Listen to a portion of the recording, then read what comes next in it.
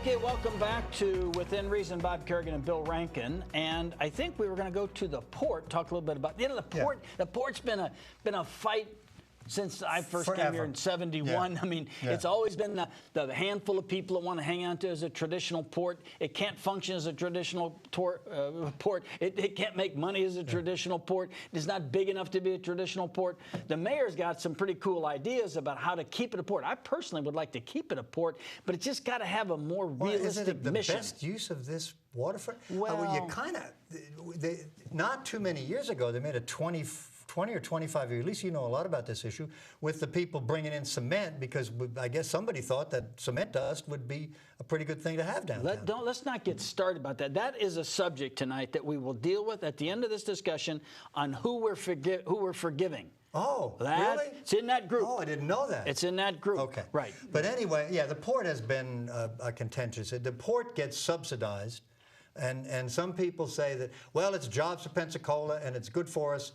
And other people say that waterfront would be much better used. That Pensacola, and it's true, a little better with the Community Maritime Park. Pensacola had this great waterfront that just was not any benefit to the majority of citizens. Okay, so that's the port. Now here's what you find out. The port has some tenants, and the tenants lease space at the Port of Pensacola to store stuff and to use the port. So some revenue comes into the port. In theory. So, yeah, in theory. So C.C. Elabash, who keeps up with this stuff, Dr. Elabash is a professor emeritus out here, and he's a finance guy, knows a lot about city finances. We've had him on the show, and he's just a very useful citizen to have, asking good questions. So he wrote a letter to Dick Barker, who is the finance director for the city, and this is really a democracy. You can ask questions of officials and they have to answer you, because we've got the it's not exactly freedom of information, it's a different name, but it's in open records and stuff.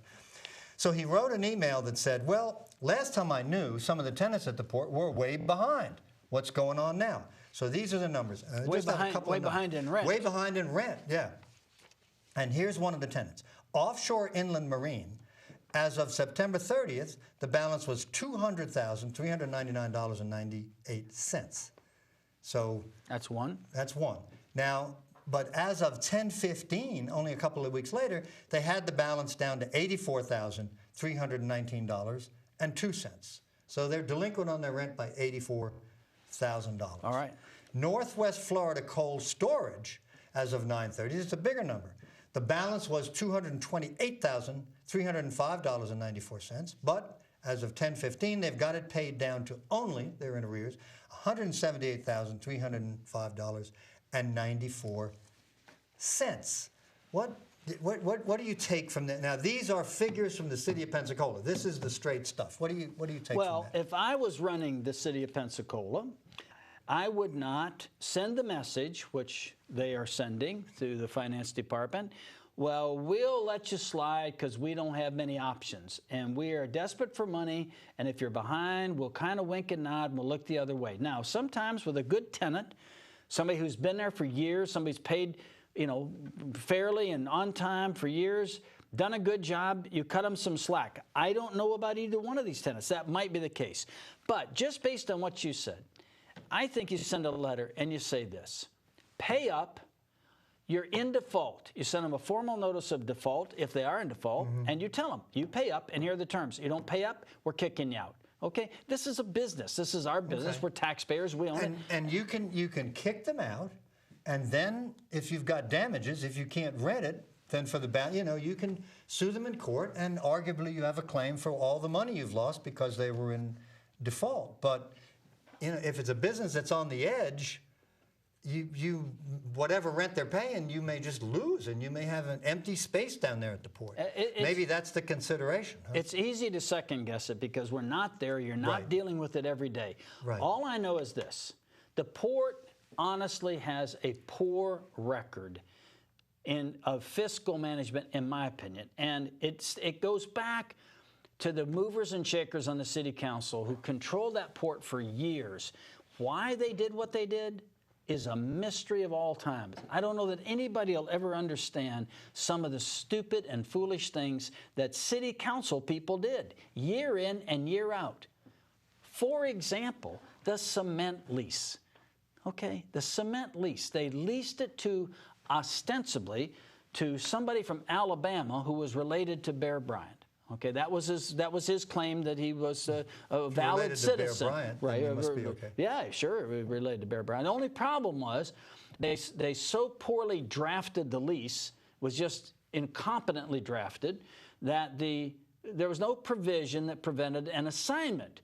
And so they ended up, this person that got this lease assigned it and flipped it to a multinational company. We had no control over that. We couldn't stop it. And so hence... And made some money on flipping it, which the city arguably could have had by leasing it to those other people in the first place. Exactly. It was the city's money that was given away. That's a fact. To this day, we've mentioned this program before, the people who are responsible for this have never said publicly, we apologize to the city, we apologize to the citizens for what we did. We never received any financial remuneration. I'm not suggesting that they did. It'd be good for them to say that. We never benefited at all. We were just stupid, and we should never have done it, and we got talked into a complete boondoggle. That would be nice if that was forthcoming. Now, here's my offer, okay? If they say that, I'll forgive them. I can't offer an unconditional forgiving in this. I got to hear from them first that they apologize for what they did to the citizens. Do you forgive them on behalf of the whole city? Yes, I can. Can you? I can, yes. Where does the authority come from to offer forgiveness? I know about the Pope. Well, it's kind of a class action type forgiveness, for That's which very nice of you. I'm empowered to do that in behalf of the class. And the class is the citizens of the community. Boy. And I will do that, but I need to hear from them. We're sorry, we were stupid, we were conned, we made a terrible mistake, and we really, really hurt the city financially. If they will say that, this is the offer to you boys, if you will say that, I'll forgive you on behalf of the citizens. That's the offer. Nice of you. Yeah, Can you forgive speeding tickets? No, I can't. Oh. I'm not involved. I'm not involved in petty forgiveness. I see. I can't be involved, but I can offer that, and I mean sincerely, I will do that for them. So the fact that the tenants are in arrears, seriously in arrears, is a bad sign. They're not doing well, and the fact that they haven't kicked them out means either they're running the business poorly, or this is the best they can do, and if you kick them out, they're going to be empty, and if the business are on the edge, even a judgment against them isn't going to do any good, which means the port isn't that attractive to tenants, which means that all of these decisions about the port, and I know we're doing better now with different kinds of tenants and, Well, the mayor's focusing on offshore oil exploration. That's pretty cool. And it is a niche that we can fill. I think it was a brilliant idea. He's had good advisors about that. I want the port to be successful. I mean, I think anybody I just happen to like it. I like it as part of the culture and history of Pensacola, not to do away with the port and build a bunch of high rises for a bunch of fat cat Republican businessmen. I mean, I was like, that'd be the highest and best use for them. Be better than cement dust, though, wouldn't it? Well, I'm not sure. I'll take the cement dust if that's my choice. Now, did you? And the ship that they've got a ship that's been there a lot, and it's the Global 1200 or something. It's magnificent.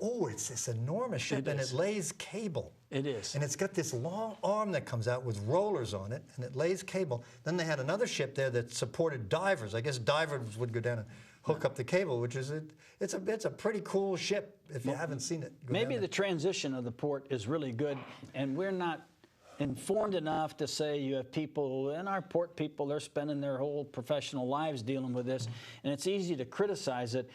But I like the idea of a balance of use at the waterfront where we preserve our port for specialized uses, perhaps some of the land there being used for other purposes. And would you feel that way if the port needs continued subsidies ad infinitum? Well, we subsidize parks. We subsidize other things in the city that are important to us. We subsidize parks, we do. Streets. I mean, we do things that make the fabric of the culture of the community better. But this isn't the kind of port where you're going to take your sailboat in. This is a commercial port. No, it's a little different. It isn't, but there's a certain ambiance of, in the downtown of the port. Just like there's that beautiful big ship down there and everything. I mean, it's better than a bunch of high rises for retired Republicans. I mean, how about low rises for cheap Democrats. Would that be all right? That'd be better. Okay. Be a better choice. Now, listen, you were going to ask me. All right. Now I think we're ready for this. Yeah. I have had the good fortune to dine with Bob periodically for years, and the normal discourse between the diners and the waiters, he's found some comments that he wants to make about that. I think that's a fair way to put it. And we even have some slides about the 10 worst things about waiters. Here's the 10 irritating things that they do. These are, yes, well, waiters do a lot more than 10 irritating things. A lot of times they're talking about the terrible scheduling they have or their other problems, and then you have to overhear it. But here we're going to start with some of the things that I've observed, and Bill may have a point or two that that you were brought up before. All right, the first one, number 10, joining in your conversation, and worse, having no idea what the heck you're talking about. They love to chit-chat, so while you're having this casual conversation with a friend, they're chiming in, giving you their version of whatever it is, whether you're talking about a movie or whatever. They have an opinion, okay? How often does that happen? It happens. I'm telling you, it happens. See, you're kind of a celebrity. They don't do that to me. They don't do that to you? Well, usually I'm dining alone and not having a conversation. Well, a lot of the waiters will talk to you if you're dining alone. They want to be your best friend, too. That could be number 11. All right, number 9. Can we go to number 9 here? Okay. Now, here you are eating, and it's late, because I eat late a lot of times. And so I'll be sitting, maybe at the bar, and next thing I know, I hear a broom. Okay, so they're sweeping up the floor because the people that want to get out of there want to get out there exactly when I finish. The very second I finish, the whole place it's like in a fire drill. Everybody leaves out the door. You're at the bar at closing time. I'm at the bar closing time, but I mean, I'm talking about dinner closing. Oh, okay. No, not 2 a.m. I'm talking like 9 or 9:30. And so I hear sweep, sweep. The vacuum cleaner, they're putting the chairs on top of the tables. It's like, listen, do you want me to leave early? You know, anyway, number 8. Okay, we have number 8. All right, now this is what I was talking about, but this is at the bar. Okay, so you're sitting there, you're having drinking a bar, having drinking a beer, whatever, and the bartender can hardly wait for you to leave, so she's calculating how many shots are left in each bar. She has this big, long list, and she's taking inventory, and you can't get a drink. Okay, that's number 8. Number 7, you can comment on any of these you want to. Okay. Now, this really aggravates me, okay? This happens to me all the time. Telling your friends great choice on their menu selection and remaining totally silent after you order. Hasn't that happened to you? Yes. Yes. And it's happened the other way. I mean, having the waiter tell you it's a great choice really doesn't seem all that sincere to me. Well, it's even worse when they don't say it. When they leave you out. Yeah. Everyone else on the table, great choice. Number 6, could we have number 6? Oh, yeah. Beware of specials. Day-old chicken salad. And when the fish has kind of a gray look to it, it's not a special. Well, the special, it's a good idea. You have some fish left over. It's going to be absolutely inedible in another way, so you make it a special. Make it a special. Just be aware that it might not be all that special when you get food poisoning. All right, number 5.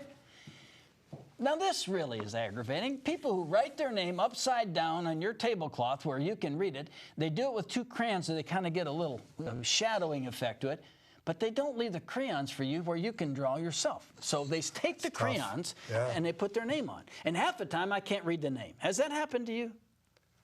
I think I've been able to read the name. So it does happen to you, though. People write on the tablecloth. Yes, there are restaurants where that's kind of what they do. Is that a little sanitary problem? You got a nasty crayon that's been on 7 other tables. They're writing on a table. I'm going to eat on that table where my bread's going to be. So that's a... Are these like among your main problems in your life? You know, can we have number 4? What I realize is we are so lucky. We live in a world that... I know. These are problems. Our problems are... Yeah, these are problems of the wealthy. Okay, kneeling down at your table while taking your orders so you have a wonderful view of the top of their head. Now, there's a restaurant where actually... That's what they do. They actually get under the level of the table. So you have to lean down and say, hi, I'm Jane. Hi, Jane. I'm Bob. Why are they kneeling down? Does this place have a floor show or something? They're done. Now, I'm passing the order. What did you want? You want that? She wants a cheeseburger. All right, let's look at number 3. Number 3. All right, this is discouraging. You're parking your car out, and you see this kind of seedy-looking person out back smoking a cigarette. You go in, you sit down at your table, and all of a sudden, there he is. All right, and then you get that kind of sense of smoke that you don't really have to buy a pack yourself. You really have the benefit of that, and as the Marlboro. All right, number 2. Now this really aggravates me. Probably that's why it's number 2. Almost as bad as number 1. All right, you're having a nice meal. All right, by the way, waiters catch this. It's like a virus. They all ask the same thing, and then next week it'll all be something else. And then they got it in vogue, and I think when they go to these late night bars together where they all go about 3 o'clock in the morning, they pass this jargon around. Okay, they say, so you're having a nice meal, and they come up and they look at you and say, you still working on it? Yeah. Well, I now tell them it is work because it's like sawing through leather, okay? And yes, I'm working on it. What should they say? It might take me a week. May I take your plate? That's what they should say. Are you finished enjoying your meal? Yeah. Is there anything I can do for you? You still working on it? I am working on it. Can you bring me a hack, a blade, some kind of a hacksaw or something? And the people who say you're working on it are the ones who call you guys. You guys. Oh, that's it, right. Yeah. How you guys doing? Well, what is this? I mean, anyway. Next, number 1. This is it. This is appalling. It's universal. These people are all infected with the same fever. Hi, I'm Jane. I'll be taking care of you this evening. So the question I want to ask him is, can you change my friend? I don't know. I don't know why that it's offensive. I mean, what they mean is I'll be, taking your order and refilling your water glass. And I don't want anybody taking care of me. I want a menu and I want to eat. Okay, that's why I'm there. If I want to have somebody take care of me, I'll go to a nursing home. I don't need people to take care of me. I just want to eat, okay? And I'm willing to pay. I'm not asking to eat for free, okay? This is just, these are the things that... We're to give the waiters equal time to see what they don't like about you. Are you kidding me? They'll all say the same thing. We love to say, are you working on it? I think they kind of like it because they don't really respect the food either. They say, well, this is a real job to get through this meal. Okay, so that finishes our waiters. And you... Go ahead. If you have any added to that, you had one when they say, you guys. Yeah. How about this one? We had an investigator. I'm going to mention his name because he's a great friend of ours, Jim Harbert. And we'd go to lunch, and the waitress would call him Hun. Yeah. Whoo! He did not like that one time. And you know what? I don't think that's entirely appropriate. Hun, how you doing? How about this? Well, it just depends. Waiters that do like this, pat you on the back and kind of. Well, there's some of these places. This isn't a feel-good deal. If you go to the coffee cup, the wait staff have been there about 50 years. Yeah. The traditions and things have changed, but they're stuck 50 years ago. And they call everybody honey, and that. You've been called Everybody worse. in the coffee cups hollers because everybody's deaf. Yeah. Right? The waiters and the customers. They're all deaf. It's good. Are you comfortable there? You like it? I like it fine. I don't go there very often. Okay. Well, we'll have more sterling insights and news. Well, we've got... Yeah. Okay. When we come back. We're going to come back and talk some more about the sheriff. Oh, okay. Got the sheriff's letter. Oh, the sheriff's letter. Yes, and the budget. All right, we'll be back after this short message. Stay with us.